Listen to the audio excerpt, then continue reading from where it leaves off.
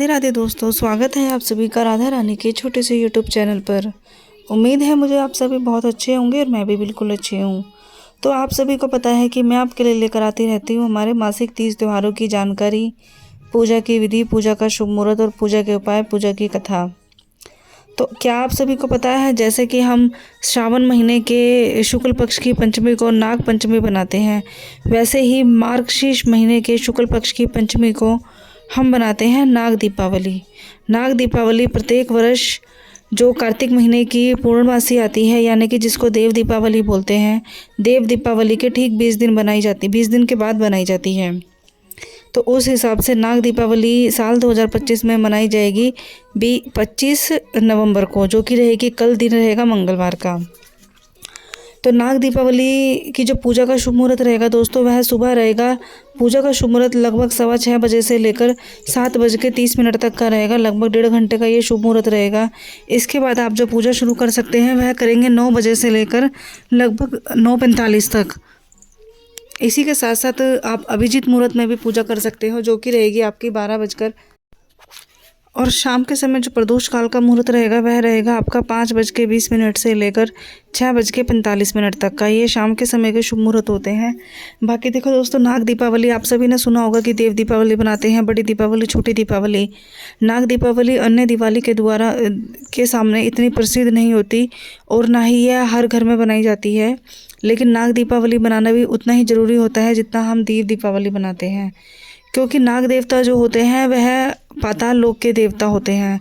तो अगर आप चाहते हो कि आपके घर में जैसे किसी के ऊपर जैसे काल सर्प दोष होता है या सर्प दोष होता है किसी प्रकार का, आप उन दोषों से मुक्ति पाना चाहते हो, या चाहते हो कि आजीवन कभी आपको जैसे सांप डस लेता है, सांप काट लेता है, ऐसा कोई सर्प रोग हो जाता है, तो ऐसी कोई रोग ना हो, आपके ऊपर से जो सर्प दोष होता है, काल सर्प दोष होता है, वह हट जाए, भगवान भोलेनाथ की आपको कृपा मिले, तो आपको यह पूजा करनी आवश्यक होती है। ऐसा माना जाता है कि जो भी व्यक्ति, जो भी जातक नाग दीपावली के दिन नाग देवता की और भगवान भोलेनाथ की पूजा करते हैं, उनके जीवन में सभी प्रकार की सुख, समृद्धि, उन्नति, धन दौलत और वंश की वृद्धि होती है। तो आप सभी को करना क्या होता है दोस्तों, नाग दीपावली के दिन सबसे पहले आपको सुबह सुबह उठना है। ब्रह्म मुहूर्त में स्नान आदि, ब्रह्म मुहूर्त वैसे सर्दियों का टाइम है तो आप 5, 5:30 बजे तक भी उठ सकते हो। बाकी ब्रह्म मुहूर्त 3:30 बजे से लेके 4:30 बजे तक का होता है। आपकी अपनी सुविधा के अनुसार आप उठ सकते हो। सुबह उठ के स्नान आदि करके अपने सारे घर आदि को साफ कर कर आप एक चौकी लगाइए। चौकी के ऊपर लाल कपड़ा बिछाकर आपको, अगर आपके पास भगवान भोलेनाथ की, नाग देवता के साथ कोई प्रतिमा है तो आप उन्हें रखिए, अन्यथा आप जैसे मिट्टी के नाग देवता बना सकते हैं। अपने गमले, किसी भी गमले के किसी भी पौधे की आप मिट्टी ले सकते हैं। इसी के साथ साथ, या फिर मिट्टी नहीं ले सकते हैं, कोई गमला नहीं है घर में, तो आप आटे को गूंथकर आटे के भी नाग देवता बना सकते हो। भगवान भोलेनाथ की अगर आपके पास प्रतिमा है तो आप उनको रख लीजिए, अन्यथा आप भगवान भोलेनाथ भी मिट्टी के, आटे के बना सकते हो। तो आपको करना क्या है, उन दोनों को सबसे पहले नाग देवता और भगवान भोलेनाथ को पंचामृत से स्नान कराना है। उसके बाद उनको वस्त्र आदि रोपण करके, टीका आदि लगाकर, भस्म आदि लगाकर, फूल करके भगवान भोलेनाथ को और जो नाग देवता है, नाग देवता को आपको कच्चे दूध अवश्य भोग में लगाना है और कुछ ना कुछ मीठा उनको ज़रूर खिलाना है। दोस्तों, आप सभी ने देखा होगा भगवान भोलेनाथ जो है नाग देवता के कितने करीब रहते हैं। नाग देवता और भगवान भोलेनाथ की एक कहानी भी है कि किस प्रकार भगवान भोलेनाथ ने नाग देवता को अपने करीब रखा, किस प्रकार उनको श्राप से छुटकारा मिलवाया और अपने पास आजीवन रहने का वरदान दिया।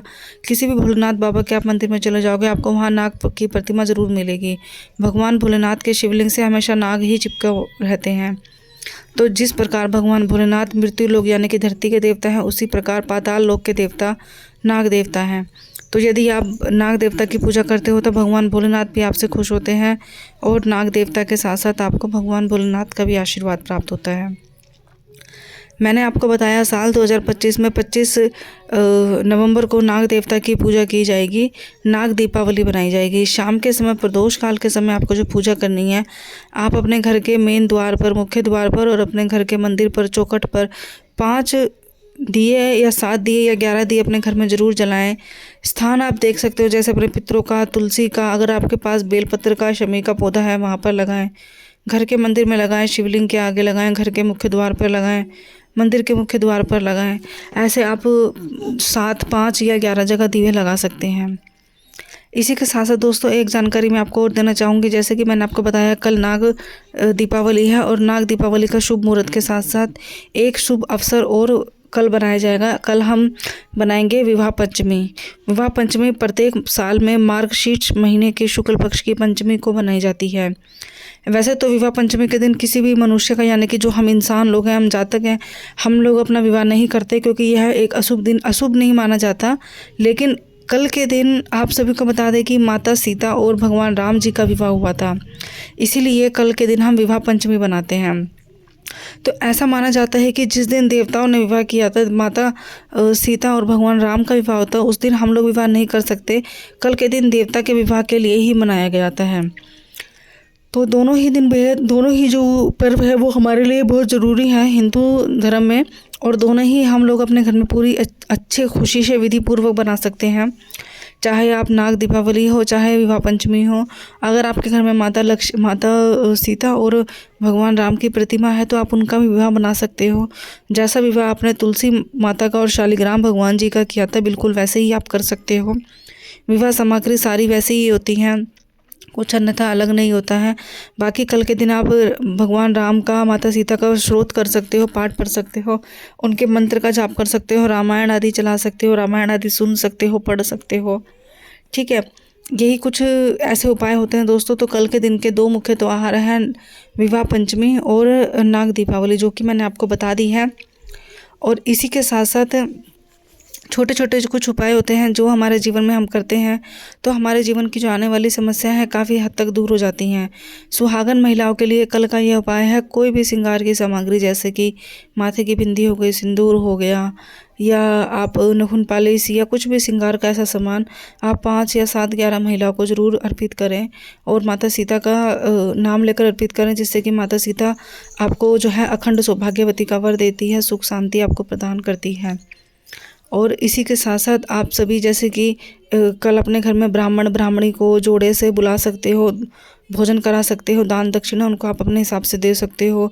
सुहाग की चूड़ी बिंदी आप ब्राह्मण को दान कर सकते हो, जो ब्राह्मणी पंडितानी आती है। तो यही दोस्तों मेरी आज की वीडियो थी, इतना सही मेरा आज का कंटेंट था।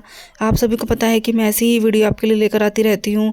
शायद जो ये विवाह पंचमी है, माता सीता और माता राम जी के विवाह, इनके बारे में भी शायद किसी को नहीं पता होता है, किसी को पता होता है। और साथ ही साथ जो मैंने नाग दीपावली बताई है आपको, नाग दीपावली के बारे में भी बहुत कम लोगों को पता होता है, यह इतनी प्रचलित नहीं है यहाँ पर। लेकिन कुछ जगह जैसे कि उत्तराखंड के चंबोली ज़िले में और मध्य प्रदेश के कुछ ऐसे पहाड़ी ज़िले होते हैं, मतलब आदिवासी कुछ ऐसे ज़िले होते हैं जहाँ पर ये त्यौहार मनाया जाता है, जहाँ पर नाग देवता की पूजा भली भांति पूर्ण रूप से की जाती है। नाग देवता की पूजा करने का सबसे बड़ा ये होता है कि हमारे जिस भी जातक के जीवन में कभी नाग काल सर्प दोष या सर्प दोष है या होने वाला होता है, उनको उनसे छुटकारा मिल जाता है। तो दोस्तों अगर मेरी वीडियो आपको अच्छी लगी हो और मेरी दी गई जानकारी आपको फ़ायदेमंद लगी हो, तो आप मेरे चैनल को सब्सक्राइब कीजिएगा, मेरी वीडियो को लाइक कीजिएगा। हर वीडियो के एंड में मेरे कोई ना कोई ऐसे उपाय होते हैं जो कि आपके लिए बेहद ही लाभकारी साबित हो सकते हैं। आने वाले समय में मैं अगली और वीडियो लेकर आऊँगी आपके लिए, जैसे कि आने वाले 30 त्यौहार होते हैं। 1 दिसंबर को एकादशी बनाई जाएगी, उसकी वीडियो मैं अपने चैनल पर पहले से ही डाल चुकी हूँ। और आने वाले जो त्यौहार रहेंगे, जैसे कि प्रदोष का व्रत रहेगा और पूर्णमासी आएगी, उनकी वीडियो मैं समय पर डालती रहूँगी। तब तक के लिए राधे राधे, मिलते हैं अगली वीडियो में।